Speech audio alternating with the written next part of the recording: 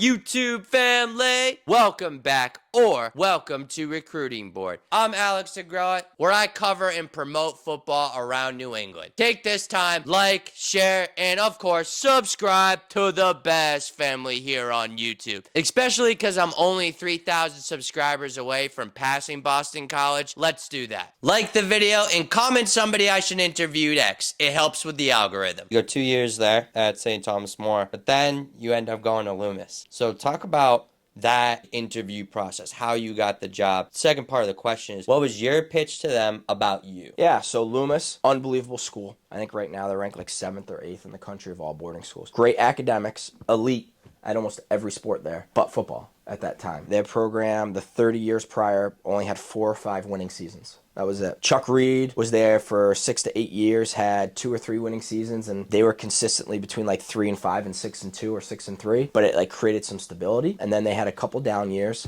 and then the job opened up. So I had applied the first week of December and didn't hear anything for all of December. Didn't hear anything for all of January. So at that point, I was like, I'm probably not going to go to Loomis. I'm probably not going to be considered. And then first or second week in February, I get an email from them asking to talk on the phone. Talk to them a day or two later, and I end up going to campus. And you know, I think the most important thing I wanted to get across was we had just done something super similar at St. Thomas More, which in my opinion was even harder to get kids to go to. You know, just because of the prestige of the school, where the program was. Like Loomis still had a bunch of kids coming back. It wasn't like there was only 3 kids there. It's not broken. Like this can be done. It's just going to take some sweat equity. Not the same thing, but very similar experience we just did. And we put ourselves, you know, from a school that at St. Thomas More, from a football perspective, not many people knew about, to being on one of the top spots in New England for colleges to come see kids. So, you know, I was like, this can be done here. It won't be done overnight, but it can be done if everything's in place the right way. And I was fortunate enough to get that opportunity. Targs, I took the job in the middle of February. I was still the head baseball coach at St. Thomas More. I was the athletic director there. So we're trying to bring some kids in, but I'm still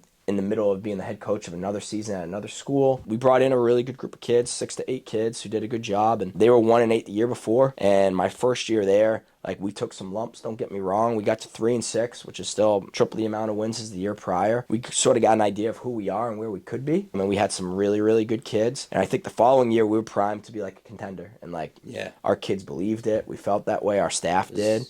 And then it was COVID. I don't know if we would have been good as the 21 team, but I think we would have surprised everyone. You know, and I'm not saying we would have went undefeated or not, but I think the jump from the 19 team to the 20 team was huge. So I think like our first few games, like everyone would have been on their heels just because of where I thought we were going from that. Our offensive line would have been really, really good. We had a post-grad, Pat Evans, who ended up going to Merrimack. The other 4 kids, all, or at least 3 of them, were all on the 21 team the year after. So Olaus Allen, who's at Alabama, Brady Wayburn, who's at UConn, Alessandro Lorenzetti, who's at Michigan, and Thad Crump was there, who just signed with Rhode Island this year. Like, those guys were there, and it was a really, really good group. Just a younger version of the 21 team, and we had a couple of important pieces that joined 21, but the COVID year, I think, was like the year we would have shocked a lot of people. I'm not saying we would have won the whole thing, but I think like that's where the switch would have been hit. So, you know, it was unfortunate because we had kids like Winston Ware and Nate Marty, Cam Watkins-Hunter, and a bunch of other kids who had put in so much work, and their senior year sort of got stolen. Everyone was in the same boat. It wasn't like Loomis was the lone man out. But our kids worked really hard. I thought we made like huge strides that winter and spring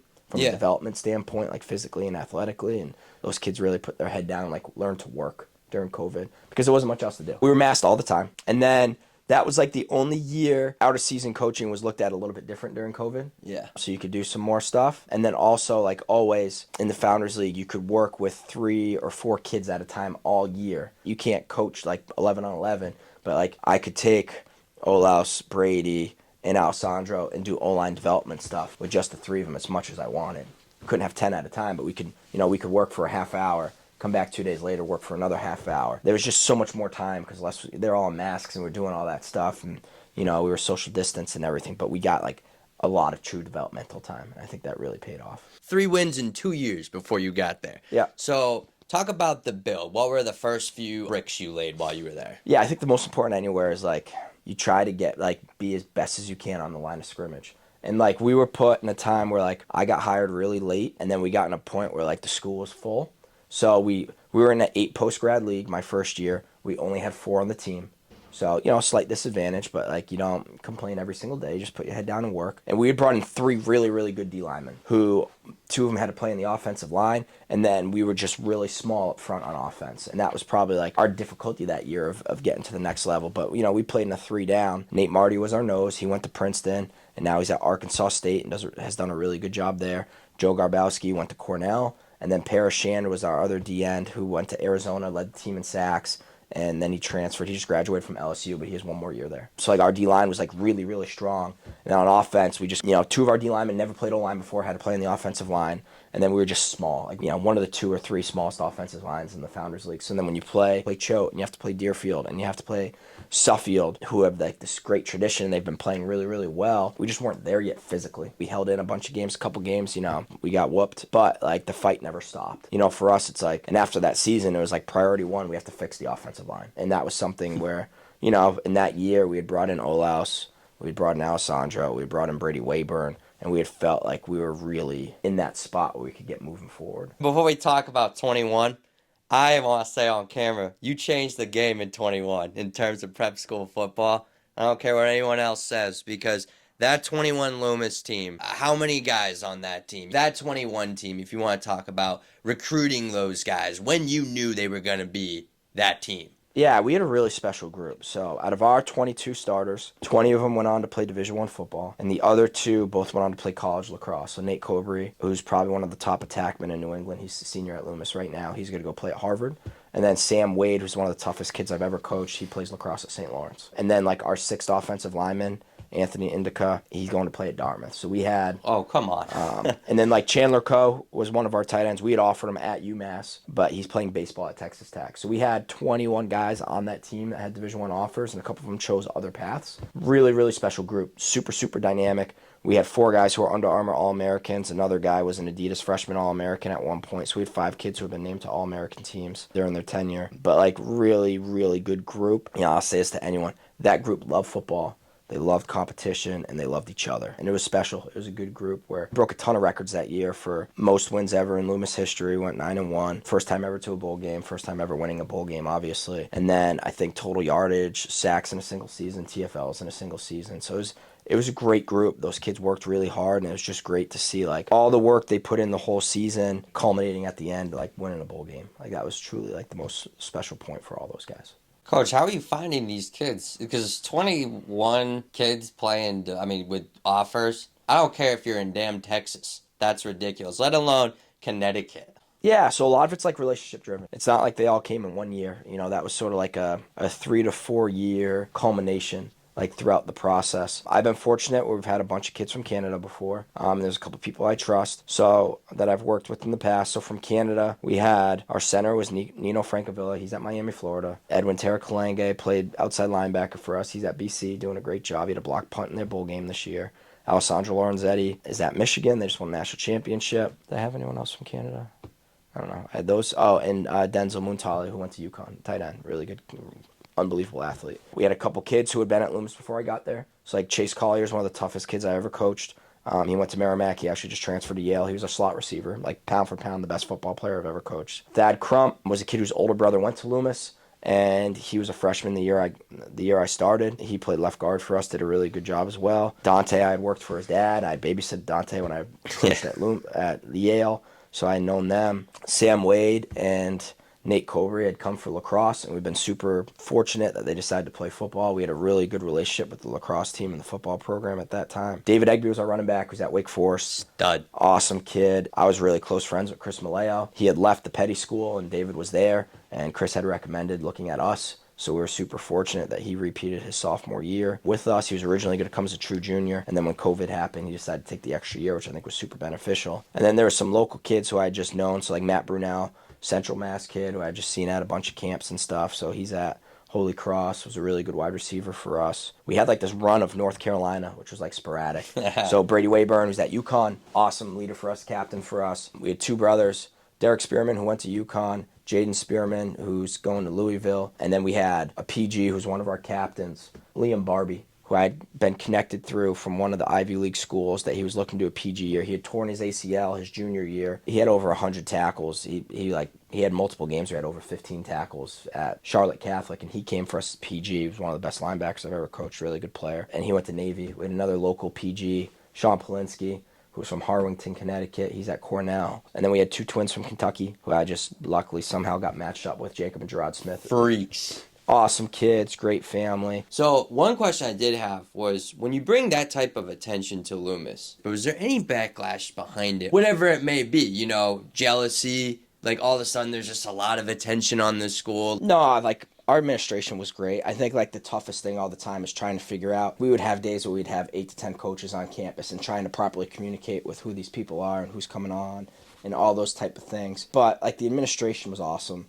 Our student body was super supportive. And we were fortunate where we had really good kids. So when you're in this bubble of boarding school, it's a community where everyone's supposed to be uplifting each other, which I think at Loomis we did a really good job. You only had the one loss that year to choke, but you're in the big game against Milton Academy. Again, what was it, 2 years sooner, you guys were not relevant. 2 years later, you're in that game. Super exciting. We had a great environment on campus. I think the toughest thing in bowl games, there's not much crossover. So the ISL, and it's the same way now, basically only plays in the ISL. So we get paired with Milton, who have been undefeated. They've been running the ball for high 200 yards a game. And we hadn't watched them all year because we have zero crossover with them. And they have a legendary head coach and Coach McDonald. They had a really good offensive line. Our biggest thing was we needed to stop the run because they ran the ball at will. I think they had played BB&N the week before, which might have had the league championship on the line. And I was there. Their running back was it the Nally kid? Yeah, he had run for over 200 yards. It was crazy. For us, we're we got to figure out how to stop this run game. And we knew we were very good on defense. We had a firm belief from week one with the kids we had that we had the best, if not one of the best defenses in all of the Northeast. I thought we had the best 3 pass rushers in all of New England. And I'm not saying it's a collective group. I thought we had 1, 2, and 3. Edwin Terrakalenge, Jacob Smith, and Gerard Smith. Our whole thing was if we can get people to second and long, to third and medium plus, those 3 can work. We had huge emphasis on being able to stop the run, put them in an uncomfortable situation. I'm not saying they didn't pass well. They hadn't passed a lot all year. They're throwing the ball 10 to 15 times a game, and our plan was if we can make them have to throw the ball over 20 times in the game, we're going to put them in such an uncomfortable situation where we think we can really thrive. Our defensive coordinator Adrian Stewart did a phenomenal job. He's still the DC there. That game started right off the bat. The very first play they run for 7 or 10 yards, and it's oh boy, where are we going to be? And then after that, we sort of took the game over. Daquan had a really big pick on the first series, and then they really struggled to block our front 6. So we got to a point where they kept getting forced in these uncomfortable positions, and it was just QB scramble, bad throw, sack, ball thrown out of bounds, sack. And we ran the ball well, not elite, but well. We converted some big 3rd and 4th downs. But on defense, by the end of the game, you don't realize what the stats are and everything, but Huddle Assist does the breakdown. When you consider all the sacks and everything, they had -7 yards on the game for total offense. So we had 9 sacks in the game. They had scored 3 points because right before half, we had fumbled the ball. They got the ball on our 9 or 10. There was 30 or 45 seconds left in the half. They ended up kicking a field goal from the 14. They still had a couple negative plays, and then they had to kick. The most dominant defensive outing I've ever been a part of. All 11 guys being on the same page 24/7. And that's sort of how we felt we were on defense. So it was a really, really good group. And, that game, even though we didn't win by 50, I think it was 20-3 or 21-3. We dominated that game from start to finish. Put them in a spot where we kept them on their heels and never sort of took the foot off the gas. So it was a great, great year and an unbelievable way to culminate the season. And what was it like around the school? You guys, 3 years prior, they were horrible. In 2018, they were bad. And, around the school, there was no football culture to where you are now the premier team in New England. I think we had a super supportive community. I think it's just great to see the kids work so hard. And, I think it's really, really tough to have to do the small thing right every single day and to take so long to see it pay off. And it was great for those kids, but our administration was super supportive. I think Loomis, what's super special about them, they're good at almost everything. So I was there for 3 years. We won the large school hockey championship for boys hockey. Girls hockey, I think we're rated top 4 in New England every season. Boys basketball, we won the Class A championship. Girls basketball, they are currently the 3-time reigning Class A girls basketball New England champs. Baseball, they had won the Founders League, I think, 3 years in a row. Boys lacrosse, they had been good and not great. They're ranked in the top 10 in the country right now. Girls lacrosse, arguably the best lacrosse defense player ever. Emma Trenchard is from there, and they had won Founders League lacrosse, like some crazy stat, like 11 of 12 years in a row or something. So like they've been good in everything. And what's great is you just see students uplifting each other and supporting each other throughout all those times. So it's not like, hey, Loomis became this football school. It's like, no, like Loomis had super smart kids who were great people, and they've had all this athletic success, and then football finally got its chance. That's how I see it. And they've done so great supporting every single sport there. Sometimes like everything's set in place, and there's just got to be like 2 to 3 small tweaks for it to really get running. And that's sort of where I felt they were at. So we were fortunate about that. You guys win the big game. Best team in New England. From there, people think you're about to build 20-year dynasty, right? I know I thought that, certainly. I thought you were going to be challenging the Choates for the next 20 years. But then a shift happens. You end up going to UMass kind of abruptly, Coach. Yeah, so I played for Coach Brown at UMass. Obviously, we talked about that before. And I had a really good relationship. I had 2 kids go play for him while he was at Michigan. And then I had another kid that he had coached when he was at Arizona. So we had stayed in contact the whole time. I got offered a job to go to UMass, and it was somewhere I really cherished my time there. My wife went there as well for a coach that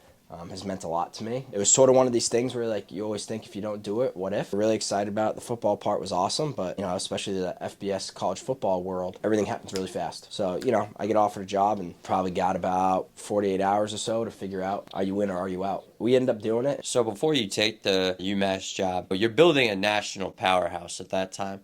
Talk about weighing the pros and cons, because I think a lot of people might have said that you were crazy for leaving. Talk about those 48 hours where you're weighing the decision. The tougher part isn't the school, but it's the kids, right? It's the relationships you have with all those kids are the most important thing. As whether it's Dante or Chase or the Smith twins and all those guys, like most difficult piece is you're doing this grind together, and it's the relationship you built with them and the trust. So it's really hard when you have all these kids make this sacrifice to take this opportunity to come to Loomis, and then for a ton of kids you get to see it all the way through, but then whenever you leave there's going to be a group of kids that you never got to get to the finish line with. And I think that's probably the toughest thing. Really fortunate where all those kids ended up having great careers, finishing their high school football career. There was the year after that. It was great to see Loomis win a bowl game the following year and everything, and Adam's done a really good job with those guys. The relationships we built with our family, with the faculty at Loomis and the staff, and then just the relationship with the kids and the student body. It was quick, but the one thing that I can always say, I truly understand, like, what's the best fit for me. There's no ifs or buts or what would have happened. Like, I know, like, this is where I'm supposed to be. This is where our family's supposed to be. It's not like, hey, if the ball bounces 2 different ways, I'm going to be at college X now. Like, if I wanted to stay in college football, I'd still be at UMass.